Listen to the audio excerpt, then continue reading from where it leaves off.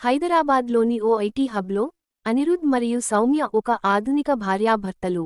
ఇద్దరూ ఐటీ ఉద్యోగులు, రోజంతా ల్యాప్టాప్లతో, ఈమెయిల్స్తో బిజీ. వారి ఇల్లు ఒక స్మార్ట్ హోమ్, అలెక్సా లైట్లు ఆన్ చేస్తుంది, రోబో వాక్యూమ్ ఇల్లు శుభ్రం చేస్తుంది. కానీ, వారి సంబంధంలో ఒక డిజిటల్ గోడ నిర్మాణమైంది. రాత్రి భోజన సమయంలో కూడా అనిరుద్ ఫోన్లో ఈమెయిల్స్ చెక్ చేస్తాడు, సౌమ్య సోషల్ మీడియాలో స్క్రోల్ చేస్తుంది. ఒక రోజు, సౌమ్య తన కాలేజీ డైరీని బయటకు తీస్తుంది.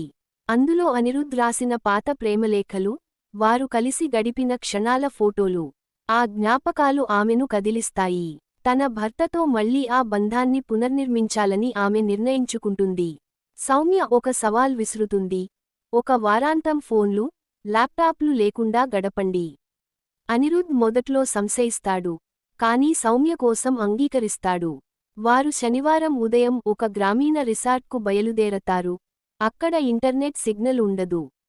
మొదటి గంటల్లో ఇద్దరూ ఫోన్లు లేక అసౌకర్యంగా ఫీలవుతారు.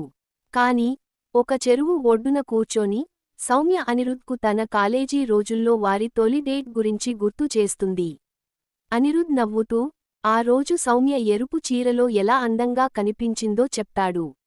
ఆ రాత్రి, వారు నక్షత్రాల కింద క్యాంప్ఫైర్ వెలిగిస్తారు. అనిరుద్ సౌమ్య చేయి పట్టుకొని, నీతో ఇలా గడపడం ఎప్పుడో మర్చిపోయాను అని చెప్తాడు.